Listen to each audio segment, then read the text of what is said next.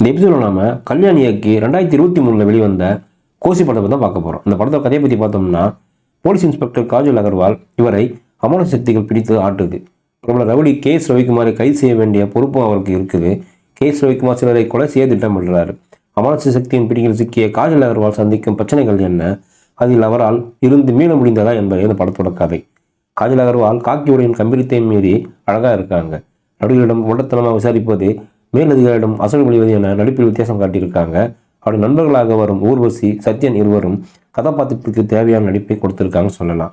சிரிப்புகளாக வரும் எஸ் ரவிக்குமார் மாறுபட்ட நடிப்பை வழங்கியிருக்கிறாரு. யோகி பாபு, கிங்ஸ்லி, ஜெகன், நான்கடல் ராஜேந்திரன், தங்கதுரை, மனோபாலா, சுவாமிநாதன் என படத்தில் வரும் காமெடிகள் அனைவரும் சிரிப்புக்கு உத்தரவாதம் தராங்க. குழந்தையை காணவில்லை என்று புகார் கொடுக்க வரும் கலைராணியும் தன் பங்குக்கு சிரிக்க வைக்கிறாங்க. ஒளிப்பதிவாளர் ஜேக்கப் ரத்னராஜ் கண்களுக்கு விருந்து படைச்சிருக்காருன்னு சொல்லலாம். சாம்சி இசையில் பாடல்கள் கேட்கும்படி இருக்கு. பின்னணி இசை காமெடி கதைக்கு பொருத்தமாக இருக்குன்னு சொல்லலாம். வழக்கமான காமெடி படங்களுக்கு இருக்க வேண்டிய வேகம் இதில் கொஞ்சம் குறைவுனாலும் லாஜிக் முறைகளும் நிறைய இருக்குது.